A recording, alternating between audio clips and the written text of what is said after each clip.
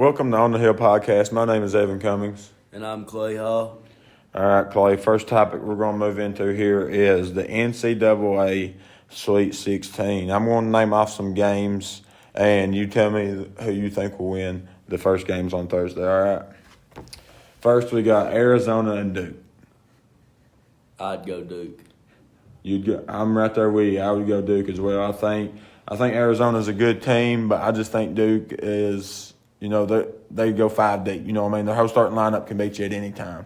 So that's why I'm going Duke.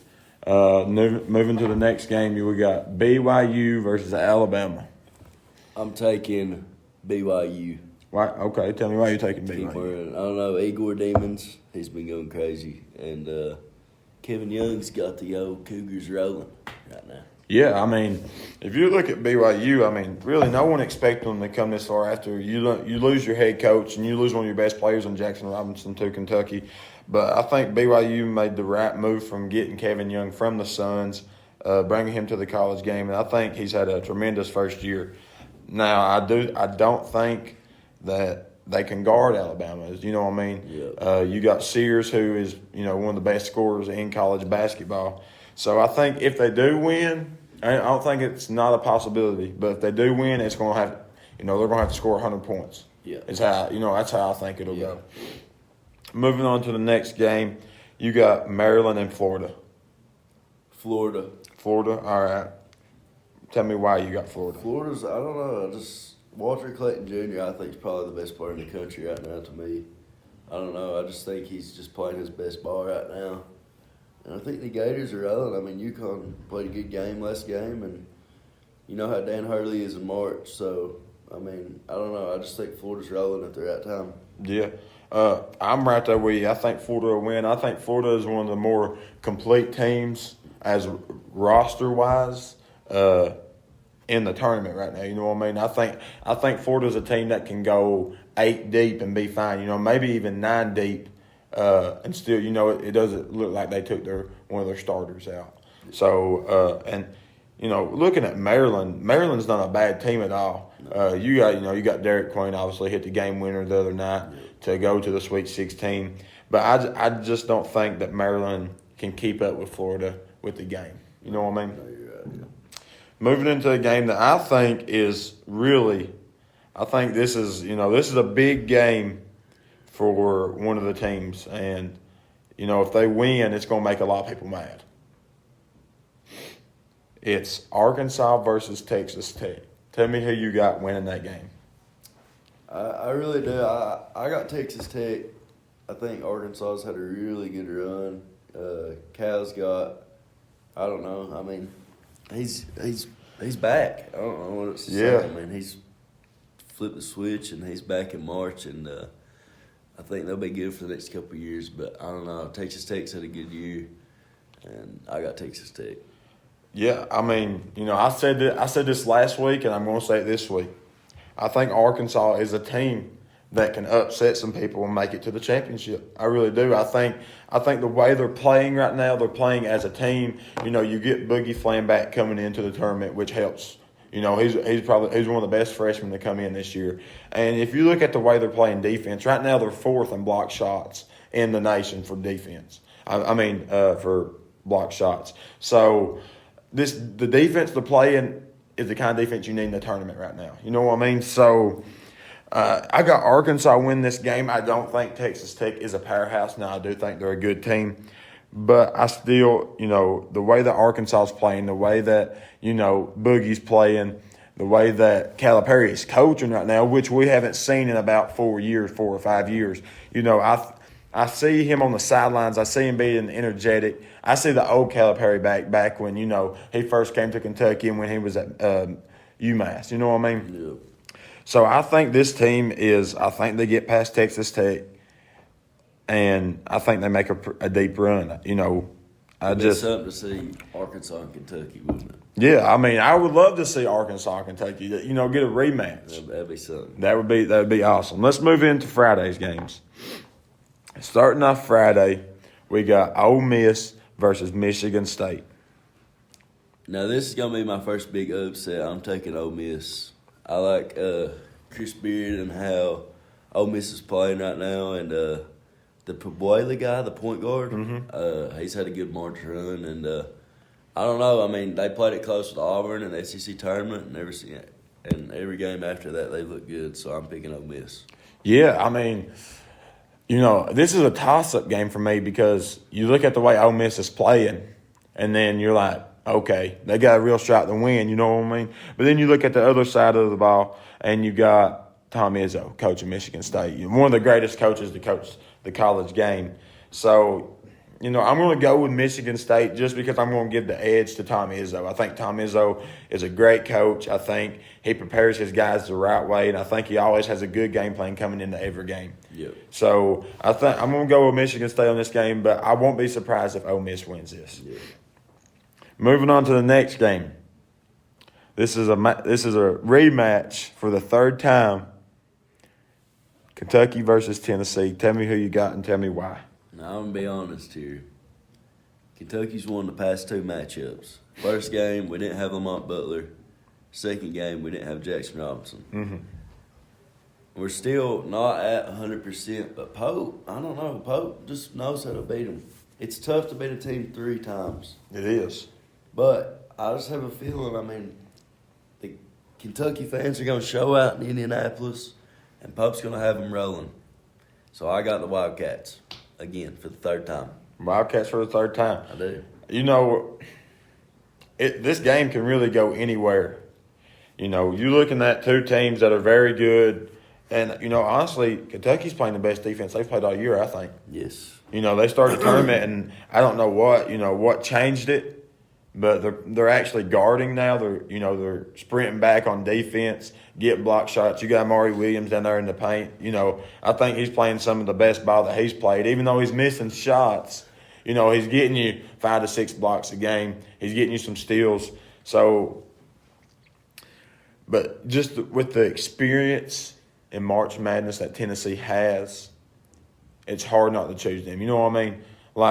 That's fair. You're looking at their guard who's a 5-year senior. It's been in March Madness every year he's been in the league. Well, you see, you got Lamont Butler too. He had a game win in the Final Four. Yeah, he did. I know he did. But I'm saying if you look down the roster, Tennessee's more experienced in March Madness than Kentucky is.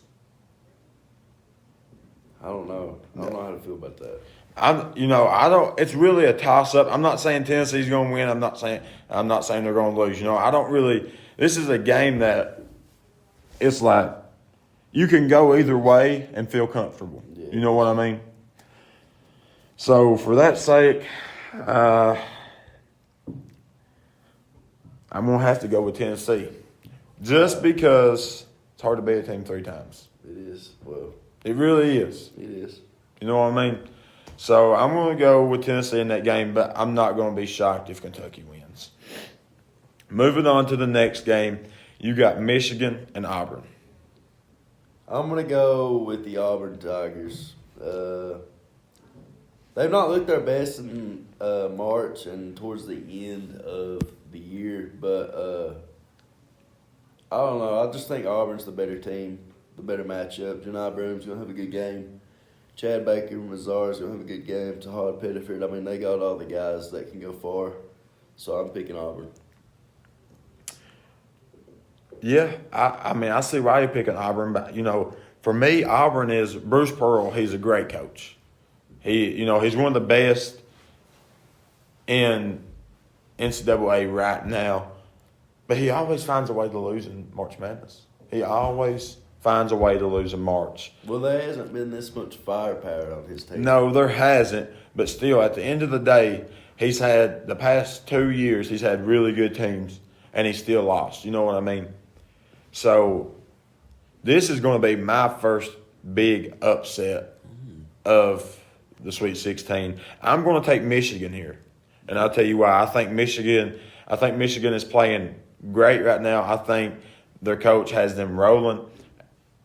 And really, I'll be honest with you, the way Auburn's been playing, I can't pick them right now because there's been times where they could have lost and not even made it here. You know what I mean? They made a few big shots and they got to this point. But at the same time, you're looking at a Michigan team that really had been winning by a decent amount. Yeah. So I'm gonna take Michigan here. I don't know how much. I don't know if they'll make it past the Elite Eight, but I think they can get past this game. Yeah. Moving into the last game of Friday, we got Purdue versus Houston. I'm gonna go with Houston. I'm gonna be honest. I don't know much about Houston. I just know they got a good coach in Kevin Sampson. Who they playing? Purdue. Purdue. Yeah, with Braden Smith. Okay. Yeah, I mean Purdue's a good matchup for them. Braden Smith's a good player. I think he's All-American. But Houston, I just know they got a good record. They're in a decent conference, so they've won some big games this year too. So I'm gonna go Houston. All right. For me, I think Houston is the weakest one seed. I do too. I don't think their schedule is that strong. Yeah. Obviously they do have a good coach, but Purdue's been here. They got guys that's been here. Houston does too, but I still think I give the edge to Purdue, just because I think even though I ain't the biggest fan of Purdue's coach, I think that he still gets the job done in March. They lost to the 16 seed first round a couple years ago, but still, besides that, right? There's in the national championship. He knows what it takes to go to the Elite Eight. He knows what it takes to go to the national championship. And the way they've been playing, it really ain't even been Braden Smith. It's been everybody else on the team, really hitting their shots, playing defense. So I think if Braden Smith does have a complete game, I think they win it easily. I don't think it's a close game. So I'm going to take Purdue here. That's my two big upsets of the week is Michigan over Auburn and Purdue over Houston. So moving on from the NCAA Sweet 16, we're going to move into Pro Ball. And I want to know your thoughts of who you got in the Western Conference going to the finals and who you got in the Eastern Conference going to the finals. I've thought about this for a little bit now. I've been watching some NBA, some pro games. Yep. Keeping up. Don't say the Hornets. They ain't even got a shot. Come on, buddy. I know. My Western Conference team, if everybody stays healthy, I do got the Lakers. I got the Lakers in the finals. I like it. LeBron. Bronny. A. Reeves. Bro, Brown ain't getting no minutes, bro. What are you talking about? He put 30. He put 17 up. In what, the G League? Against the Bucks. Sure.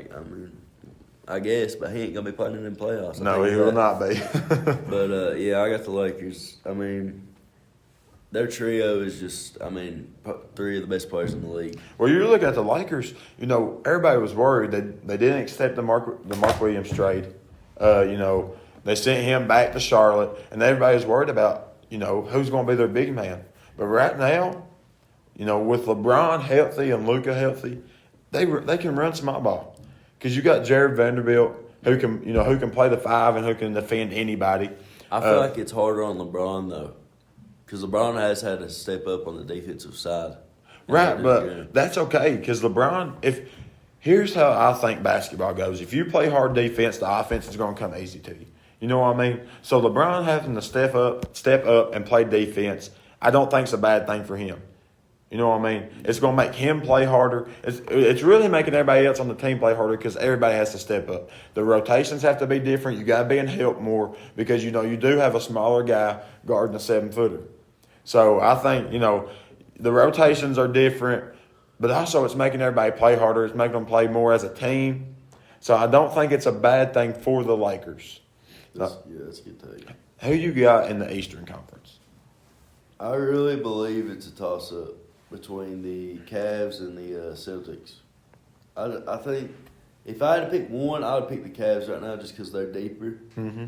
I think their bench guys have played a significant role in why they've been so good. 100%. The Celtics, they don't have enough bench depth, in my opinion. Yep. They've got maybe 2 or 3 guys, but the Cavs, they can probably play 10 or 11 dudes, to be honest, on that team. Mm-hmm.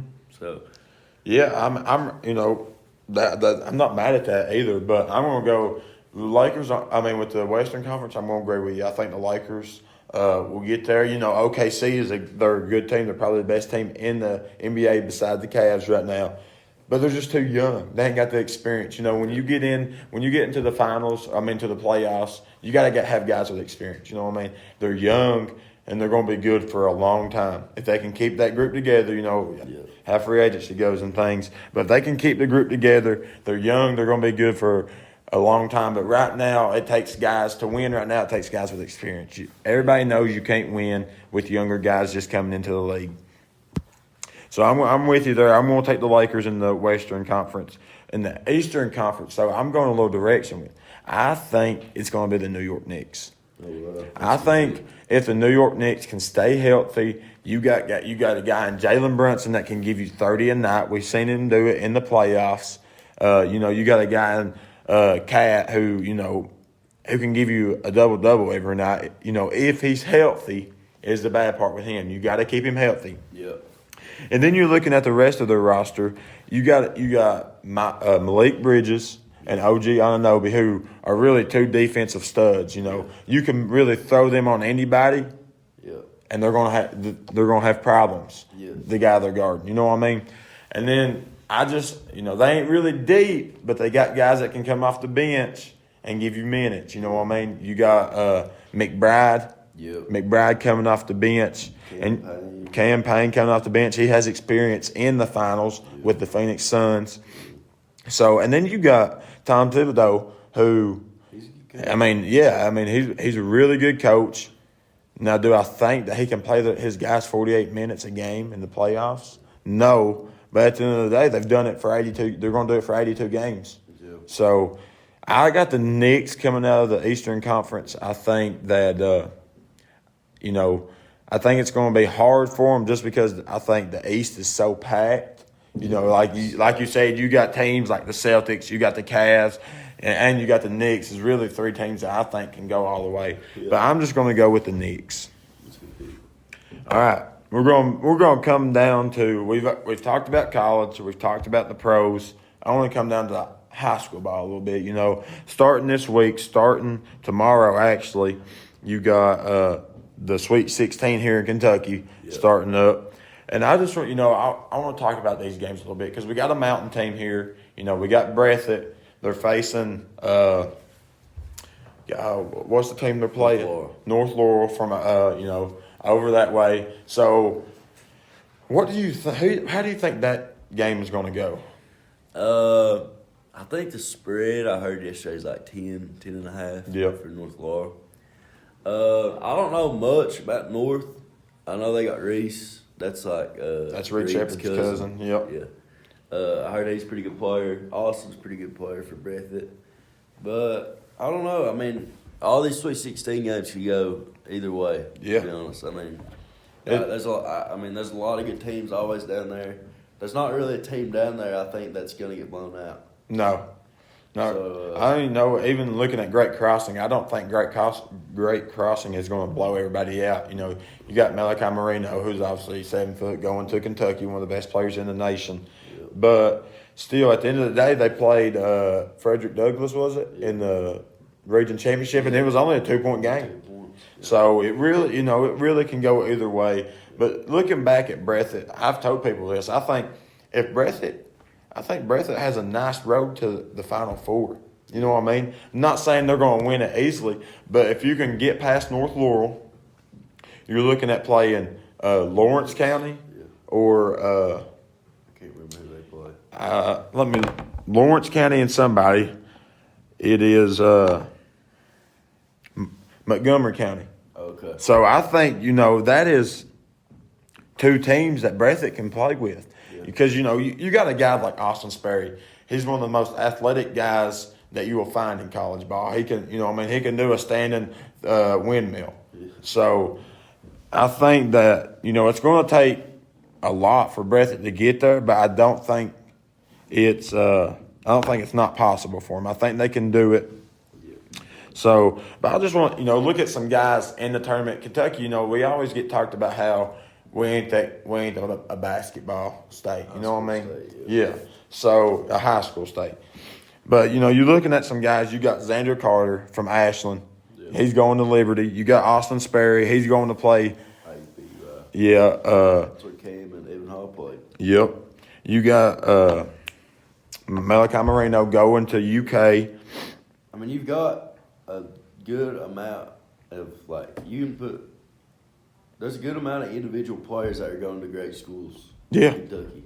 Well, I mean, you still got the Reese. You got Reese from North Laurel. He's just a sophomore. Yeah, so, the sky's the limit for him. And one thing about Xander Carter that I thought was pretty cool earlier in the year, before school year started, he could have went and played at OTE. Oh, yeah? Yeah, they offered him to come play at OTE, and he decided to stay at Ashland and try to go win a state championship. Well, I didn't know that. Yeah, so for you get an offer from OTE and you decide to stay in Ashland. That's something. You know what I mean? Like, that shows a lot of pride from where he's from. You know what I mean? Yeah. So we got a bunch of good guys in Kentucky that can really play some ball. Yep. All right, moving on to our next segment. This one we're going to move over to football a little bit, to the pros. Russell Wilson signs a 1-year deal with the New York Giants for $21 million. What do you think about that move that the Giants made, signing Russell I Wilson? don't like it. I really don't. You signed Jameis Winston the other day to like a 2-year, $10.5 million maybe. Yeah. And then you go out and sign Russ, a veteran quarterback, when you're not really in the winning mode. Mm-hmm. You sign, if you're a team going out to sign a quarterback like Russell Wilson, you'd think that you'd be trying to win. Right. And you're wasting $21 million as they have the third pick. Yeah. I would have went out and got a young QB while you're in this rebuilding mode, trying to get back to the playoffs. But they might be trying to think that they want to win now. But I don't think they have the roster to win now. No, I don't.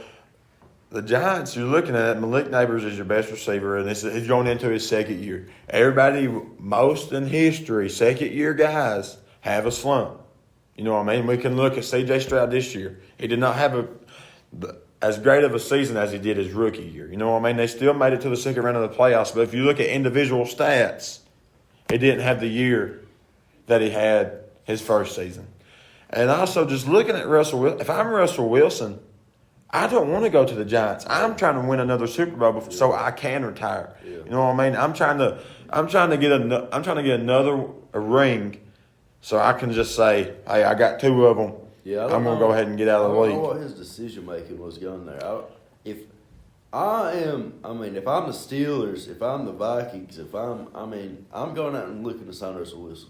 Right. Because the Vikings are in a spot, they could make a run for the Super Bowl if they find a good quarterback. Yeah. J.J. McCarthy, he's coming off of the Achilles or ACL tear.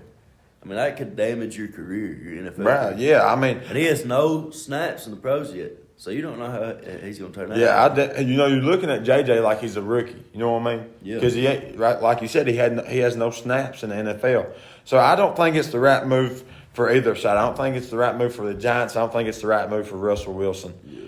But you offer a guy $21 million when they're 40-year-old. Yeah. So he's going to take that.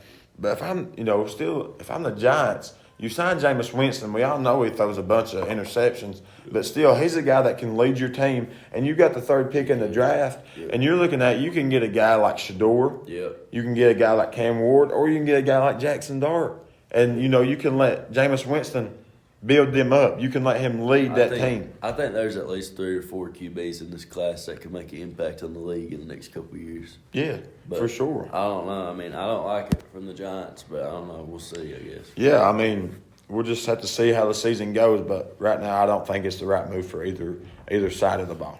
Yeah. So moving on, we're going to stay in the NFL. Who should the Steelers get at the quarterback position? All right.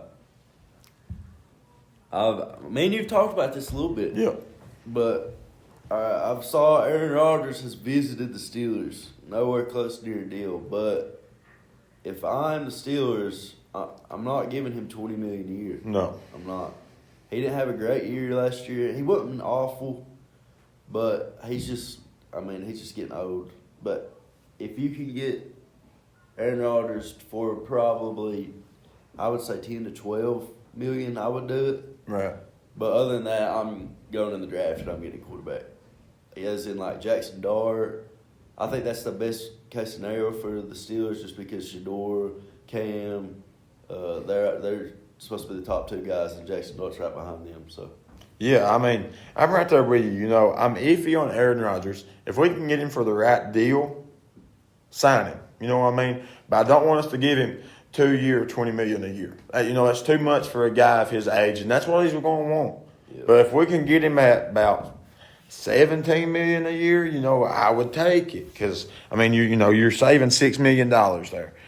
But really, the way I'm looking at it is, if you can sign a guy in free agency, which there ain't many quarterbacks left, but if you can sign a guy that you know that you can depend on, that you can put in the game, and they're going to win you a game, you know, even if it's somebody like if the Browns release Deshaun Watson, that can be your, you know what I mean? I wouldn't mind having Deshaun. Not that he's awful. He ain't great by no means, No. but he's awful. I mean, he ain't awful. You know what I mean? So that's a guy that I feel like you can win games with if he's in the right system. And looking at, you know, the draft, I think you sign somebody like that, then you look in the draft, you got guys like Jackson Dart, Will Howard, Quinn Ewers that you can get. You know, Jackson Dart's still going to be a first rounder. But if you can trade up, say, to 15, I think he should fall right to where Pittsburgh's at. I don't see him falling to 21. Is that where y'all are at? 21? Yeah, I don't see him falling to 21. I saw that the Giants were going to take him, but now that they signed Russ, I don't think they're going to take Right. him. But That's why. So I think if you can trade up to 15, I would feel comfortable getting Jackson Dart there. But if not, if they want to go a different direction, you still can get Quinn Ewers, who I'm really high on, who I think would fit the Steelers perfect because he's not really a mobile quarterback. He likes to sit in the pocket. He likes, you know, to get the ball out. He's got a big arm. Kind of reminds me of Big Ben in a way. You know, he obviously ain't Big Ben in no means, but he kind of reminds me he likes to sit in the pocket. He makes good reads, and he's got a big arm. yeah, So, you know, I like Quinn Ewers, but still, if you can get a guy like Will Howard, maybe in the 4th round, yeah, then, you know, that's a guy that's already won a national championship. We know he can play. He's a smart kid. So, you know, that's 2 ways you can go right there in the draft, I think. yeah. His draft stock fell after the combine. I'm not super high on him in the pros. But Which one? Will Howard. Will Howard. I actually ain't Quinn Ewers both, really. I'm not super high on. I'd rather have Jalen Milroe than both of those guys. See, I would. I don't think that, you know, especially after the year that Alabama had, I don't think Jalen Milroe proved enough to be higher than a 5th round pick. I don't think Kalen DeBoer used him right. I really don't. I think they just tried to let him. I think you just have to let him make plays. Not.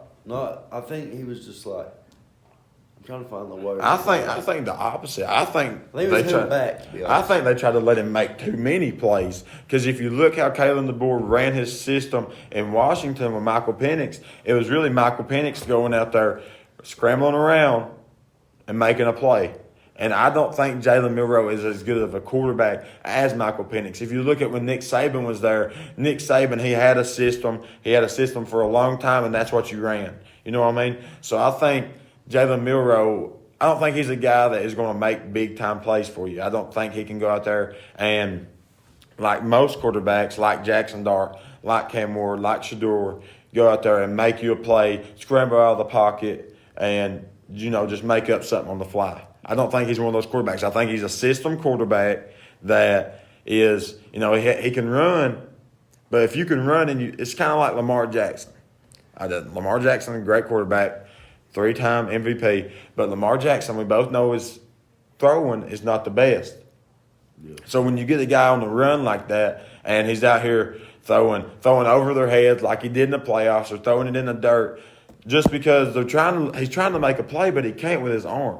You see what I'm saying? Yeah. So that's how I view Jalen Milroe. I think he's a guy that needs a good system, and I don't think he's the right fit for the Steelers. I think the Steelers want a guy that's going to sit in the pocket and make the throw. You know what I mean? Make the right read. That is usually what the Steelers take. They Right. usually don't like. So I think you know, Jackson Dart would be perfect for us. I think Quinn Ewers would be a great pick for us.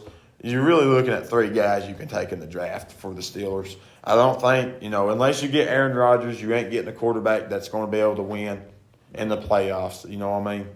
Yeah. So You're right. that's all we've got from On the Hill podcast. We hope everybody has a great day, and we'll be back next week. Yep.